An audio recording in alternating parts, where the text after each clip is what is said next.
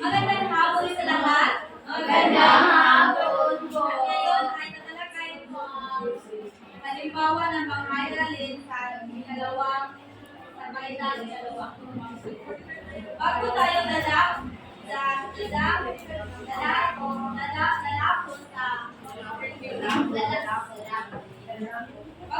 bago tayo lalapon sa layunin, mga halimbawa ng mga aralin.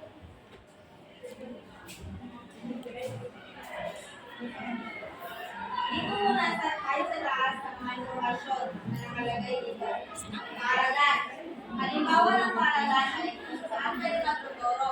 Halimbawa sa Burgos Elementary School, panghalang ng turo. Halimbawa sa Len M. Ortega. Then may nakalagay din dito ang teaching date and time. Halimbawa, ikawalo ng Enero, 2023 sa may alauna ng hapon hanggang sa alauna 50. Sa grade level naman ay sa paitang ikalawa. The learning area ay ang Filipino. Then, ang quarter, ikalawang markahan. Naintindihan ang sa ibabang sa itaas sa partido. Lalako naman tayo sa layunin. Pamatayang panginalaman. Na ipapakita ng pag-aaral ang pag-unawa sa pag-alarawan sa mga elemento ng kwento. Dito, kung ano ang iyong ituturo o content. Tapos, sa pamantayan sa pagganap, na ibabahagi ang wasto ang mga elemento ng kwento sa isang kwento. Dito, sa pamantayan sa paggaganap, layunin na kailangan gawin ng mga mag-aaral pagkatapos ng pagtuturo. Tama po ba? Opo. Sa mga kasanayan sa pagkatuto, isulat ang post ng bawat kasanayan. Nailalarawan ang mga elemento sa uhan, tagpuan, bangkay ng kwento. Diba ang mga nalagay dito ang mga goal. Kung doon tayo mag-okay sa men. Milk.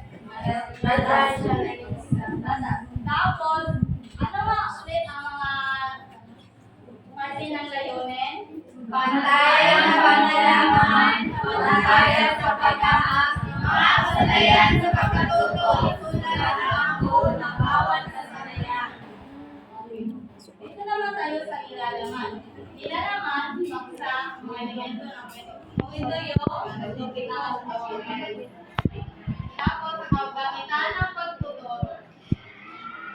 Sa kagamitan ng pagtuturo, katulian. Kung saan tayo nagkukuha ng mga informasyon o kung sa English, references. Tapos, sa mga pahinga ng gabay ng guro. Ito yung aklat ng guro or teacher's guide. Tapos, mga pahina na gagamitan pangalan ito ang sa mga libro ng aklat ng mga estudyante. Dito ilagay natin ang kung anong aklat yun at kung anong pahina. Tapos, mga pahina sa Facebook. Kung may iba pa kayong aklat na ginagamit, dito nyo rin ilalagay ang kung anong aklat at pahina nila. Naintindihan ko ba? Opo. Pagkaragdagan kagabitan mula sa portal ng learning resources. Dito, kung magamit kayo ng mga video, ilalagay niyo ang link or source ng video. Then, integration, edukasyon sa pagpapakatao. Ang integration, kung saan at kung anong subject ito maaaring katalakayin. Then, sa ibang kagamitang pagturo, kung kayo ay gamit ng laptop, projector, pencil pen, or gasolina, Manila paper, at iba pa, ay dito na ilagay sa ibang kagamitang pagturo.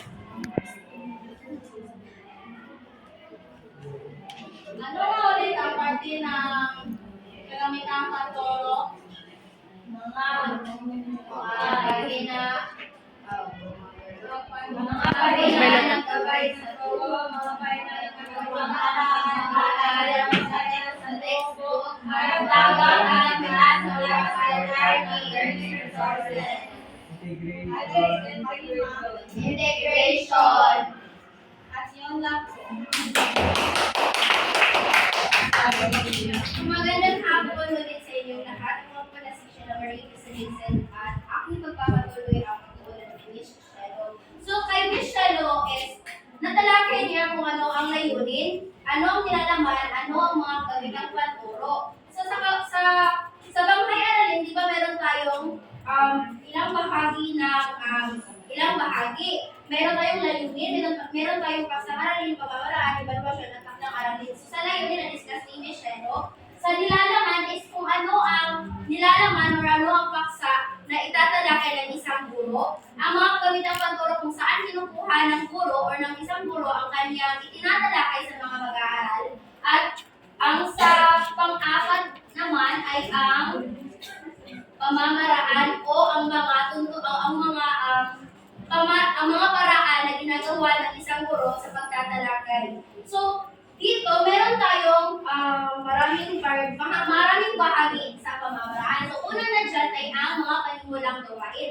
Sa mga panigulang gawain, dyan inilalagay o itinatala ng isang guro sa Banghay Aralin kung ano ang kanyang, sa English pa is ito yung mga preliminary activities tulad ng mga energizer, kung ano may prayer, attendance, pagsusuri ng pagdalord o sa attendance, at saka meron din pamantayan sa bago magsimula ang klase. Meron mga rules and regulation ng isang guro bago siya magsimula sa kanyang talakayan. So meron dito yung itaas ang kamay, maupo ng maayos, huwag magpagsalita, iwasan ng sabayan, ang pagsagot at maging alert at lagi sa klase. So ito yun ang mga ito yung mga panimulang ginagawa or pinapagawa ng isang guro bago magsimula ang proper discussion or ang talakayan. Pagkatapos naman, dito na magsisimula ang proper discussion or ang talakayan mismo. Meron tayong balik-aral sa nakaraang aralin at o nagsisimula ng bagong aralin. Dito, inilalagay ng isang guro sa Banghay Aralin kung ano ang kanyang pwede niyang ilagay kung gusto niya na magbalik-aral sa leksyon or kanyang itinalakay kahapon or noong nakaraan. Pwede rin siyang maglagay dyan ng kung ano ang gusto niyang italakay na bago sa mga mag-aaral na new topic na itatalakay ng isang guro. So dito is pwede maglagay siguro ng mga review ng kahapon ng mga talakayan or gaya, pero pwede siyang maglagay ng mga new lesson na kanyang itatalakay ngayong araw mismo. So, ang next is ang paghahagi ng mga layunin sa aralin. Dito, bago magsimula ang isang guro sa pagtatalakay, lalahad niya muna kung ano ang mga layunin sa ngayon na discussion or ngayon na talakayan. Kasi hindi pwede na magsisimula agad ang isang guro, hindi niya muna babasahin ang mga layunin. Dahil ang layunin ay ito ang ating gabay o ang ating kailangang mabot at the end of the lesson. Pagkatapos ng aralin. Dito pwede magpakita ang mga guro ng mga larawan or mga halimbawa na ma-relate sa layunin na ilag sa isang lesson. So pwede for example, sa halimbawa dito sa lesson ka na example naman is pagpapakita ng larawan. So ang ginagawa ng teacher dito is meron siyang ipinapakita ng larawan na naka-relate or naka-ugnay sa layunin. Dito naman sa letter C or sa letrang C, mag-uugnay ng halimbawa sa bagong aralin. So dito, di ba sa letter P or sa letrang B is napapakita ng larawan siguro base or naka-ugnay sa layunin ng aralin. So dito, sa letrang C is iniuugnay na ng guro or ipinapakita niya or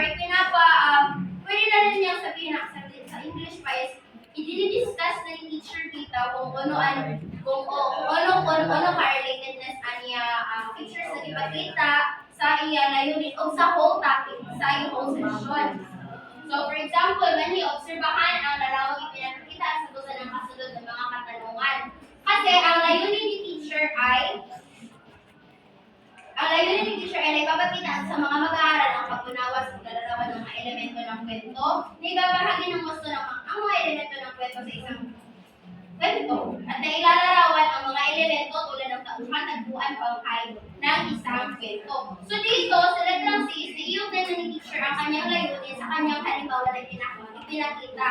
So dito is pinapa-obserban niya ang mga bata sa larawan kung ano ang kanilang nakikita. At the end is may mga katanungan din si teacher na tinatanong para mas makita or para mas makita ni guro ng teacher kung meron ba talagang naintindihan ng mga estudyante batay doon sa una niyang pinakita ng mga halimbawa. Then, ang next is ang pagtatalakay ng bawang konsepto at paglalakay ng bawang kasanayan. Tulad na sinabi ko ang pagtatalakay ng mismo ni guro or ang pagtatanong na niya mismo sa mga estudyante kung meron ba silang naintindihan or obserbahan batay sa halimbawa na pinakita. Then, same with sa pagtatalakay sa ikatuha. Dito na is ang proper discussion mismo. Dito si teacher na mismo yung nagtuturo sa mga bata ng mga dapat nilang malaman kasi ang nilalaman or ang paksangaralan dito is ang elemento ng kwento. So dito, si teacher na ang nag-discuss or nagtatalakay kung ano ba ang mga elemento sa isang kwento.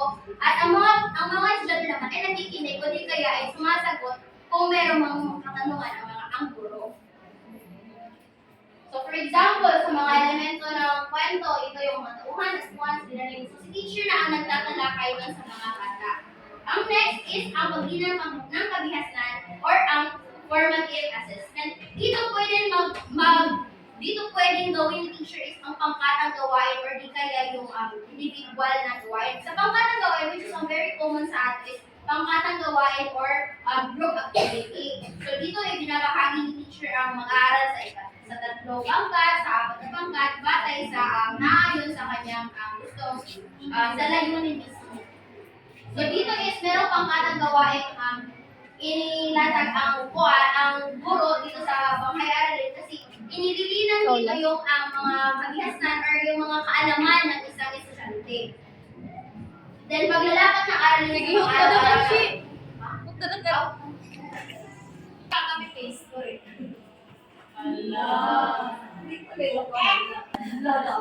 Yan ang kabihasnan at dyan ang nagtatapos ang aking parte sa... So meron di ba tayong yun ay mga unang pamaraan muna kasi i-discuss or tatalakay din sa ang mga kasunod na mga pamaraan. Magandang hapon sa inyong lahat. Ako nga pala si Binibining ni Liza Lorente, ang magbibigay sa inyo ng bagong kaalaman sa hapon na ito. Ating ipagpapatuloy ang talakayan tungkol sa bahagi ng banghay-aralin. Ang sunod ay ang paglalapat ng aralin sa pang-araw-araw na buhay. Ito ay nagbibigay daan upang maunawaan ang kahalagahan ng pag-aaral ng mga mag-aaral sa kanilang personal na pag-unlad at sa lipunan. Magagamit din ito sa iba't ibang sitwasyon tulad ng pakikipag-isip sa iba. Bilang isang guro, alam naman natin na kailangan natin magbigay ng aral sa mga bata na magagamit nila sa kanilang pang-araw-araw na buhay. At dyan makikita ang mga aralin na kailangan mong ibigay sa mga bata. Ang sunod naman ay paglalahat ng aralin. Ito ay nagbibigay daan upang maunawaan kung paano gamitin at ipakita ang kanilang kakayahan o naunawaan sa tunay na mundo. At upang maipakita din ang kanilang kakayahan sa iba't ibang larangan tulad ng mga tanong tungkol sa aktibidades nung nasa una.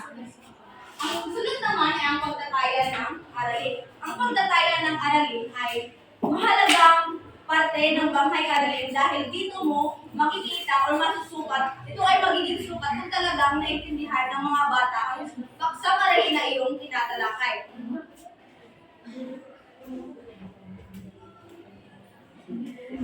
At ang panghuli naman ay ang karandagang gawain para sa takdang aralin at presentation. So, sa karandagang gawain, nandito ang takdang aralin. Sa pamamagitan ng karandagang gawain, maaaring mabigyan ng pagkakataon ng mga bata kung mabigyan sila ng oportunidad na maipakita ang kanilang naunawaan na sa iba't ibang paraan tulad ng paggawa ng proyekto, o di kaya pagsulat ng sanaysay, o pagmamasid sa paligid at pari nilang masulat sa kanilang kwaderno.